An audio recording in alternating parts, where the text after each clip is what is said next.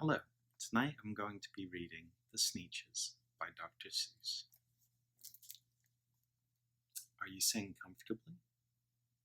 Then I'll begin. Now the star-belly Sneetches had bellies with stars. The plain-belly Sneetches had none upon theirs. Those stars weren't so big, they were really so small. You might think such a thing wouldn't matter at all. But because they had stars, all the star-belly Sneetches would brag, "We're the best kind of Sneetch on the beaches." With their snoots in the air they would sniff and they'd snort. "We'll have nothing to do with the plain-belly sort." And whenever they met some when they were out walking, they'd hike right on past them without even talking. When the star-belly children went out to play ball, could a plain-belly get in the game? Not at all. You only could play if your bellies had stars, and the plain-belly children had none upon theirs. When the star-belly Sneetches had frankfurter roasts, or picnics, or parties, or marshmallow toasts, they never invited the plain-belly Sneetches. They left them out cold in the dark of the beaches. They kept them away, never let them come near, and that's how they treated them, year after year. Then one day, it seems, while the plain-belly Sneetches were moping and doping along on the beaches, just sitting there wishing their bellies had stars, a stranger zipped up in the strangest of cars.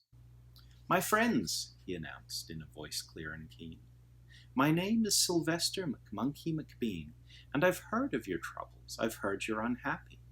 But I can fix that. I'm the fix-it-up chappie. I've come here to help you. I have what you need.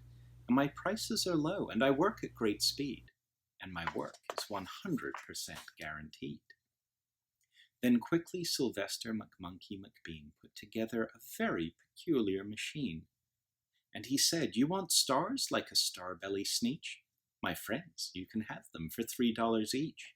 Just pay me your money and hop right aboard." So they clambered inside, then the big machine roared, and it clunked and it bonked and it jerked and it burked and it bopped them about, but the thing really worked. When the plain-belly Sneetches popped out, they had stars. They actually did. They had stars upon theirs. Then they yelled at the ones who had stars at the start. "We're exactly like you. You can't tell us apart. We're all just the same now, you snooty old smarties, and now we can go to your frankfurter parties." "Good grief," groaned the ones who had stars at the first. "We're still the best Sneetches, and they are the worst. But now how in the world will we know," they all frowned, "if which kind is what, or the other way round?" Then up came McBean with a very sly wink, and he said, "Things are not quite as bad as you think. So you don't know who's who? That is perfectly true. But come with me, friends. Do you know what I'll do? I'll make you again the best Sneetches on beaches, and all it will cost you is $10 eaches." "Belly stars are no longer in style," said McBean. "What you need is a trip through my star-off machine. This wondrous contraption will take off your stars, so you won't look like Sneetches who have them on theirs." And that handy machine worked very precisely. Removed all the stars from their tummies quite nicely.